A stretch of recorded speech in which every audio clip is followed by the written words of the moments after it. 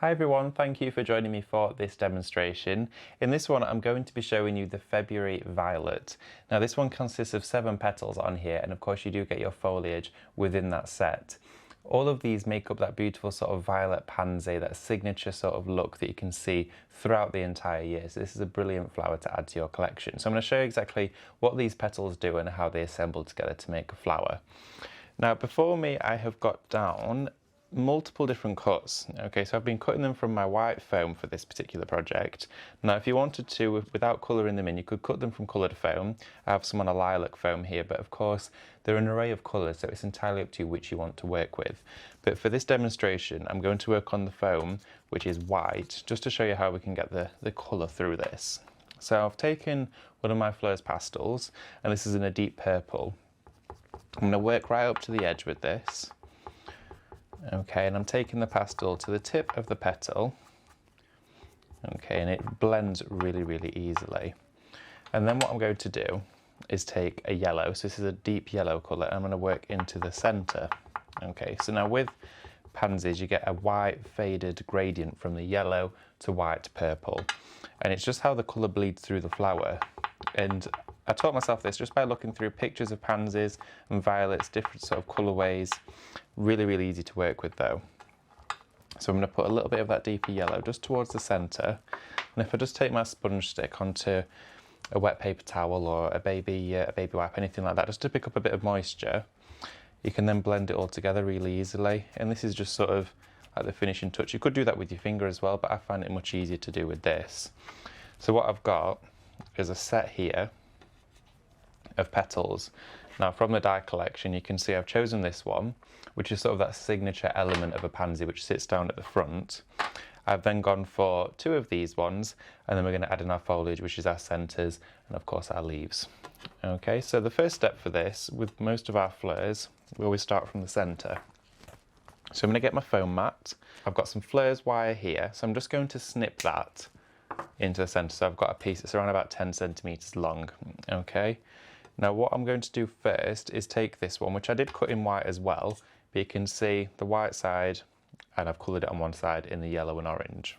Slide this up to the top, and with a little bit of hot glue, I'm using my cordless glue gun, my kit and caboodle gun, and the reason for that of course is it sticks to our foam really easily, and it dries quickly as well, meaning we can move on to the next stage of our project quite quickly. Now with this I don't want the purple to be too prominent with this project, so I've gone with the deep purple, but underneath here I'm going to add a little bit more hot glue, and as I match it up underneath I'm just only sort of slightly going to off-centre it, so you've got a little bit of that deep purple. So if I move this away, put my hand behind it, you can see we're getting a little bit of that deep purple coming through, but I don't want it to be all about the purple, okay, because we've got that subtle sort of lilac that we've coloured in our petals here. So the next step for this one is I'm going to take this one here, which has 2 connected to each other. So I'm going to find the sort of centre spot for this here and slide that one up.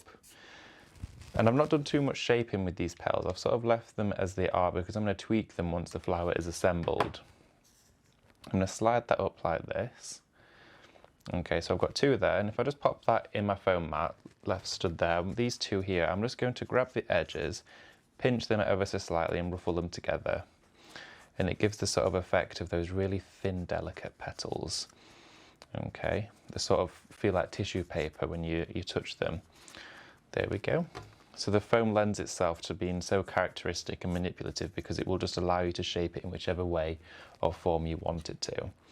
So it doesn't matter which one I go first for this, but because this one's slightly larger, I think I'm going to pick this, go down to the centre, pierce my wire through and get my glue gun and just take it up to the centre again, like this. I'm just going to pop it on an angle, like that.